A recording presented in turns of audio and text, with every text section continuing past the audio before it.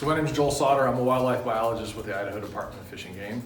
Today we're doing a survey for bats. Bats winter in tunnels, mines, caves, rock outcroppings, and winter is a great time to survey for them to assess their population. So we're going to be going down this tunnel and counting bats that are basically sleeping the winter away, hanging out on the rocks. So as a part of today's survey, one thing we're going to be installing is a data logger that will record temperature and humidity data about these tunnel systems, trying to characterize the microclimate that these bats are selecting for to hibernate in. There's a disease threatening bats called white nose syndrome. It is a fungal disease that was introduced from Europe.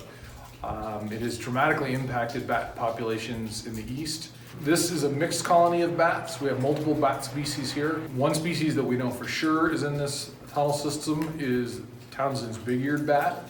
The other bat species we're not as positive about because you can't identify them without handling them. And we try not to handle bats in the winter because they're just very susceptible to disturbance, and waking them up from hibernation can be the straw that pushes them over the edge, and then they might not make it through the winter. About 10 years ago, the bats were making their way into the tunnels, but through gates that really weren't bat friendly. They didn't have big enough gaps for the bats to easily pass in and out. So we replaced those gates and opened up some holes so the bats could fly in and out. And since then, we've seen dramatic increases in the bats using this system. It's gone from somewhere of 20 or 30 bats about 10 years ago to somewhere over 300 now, just by changing the gates on the tunnels. Bats are a part of our native natural heritage here in Idaho and across the U.S.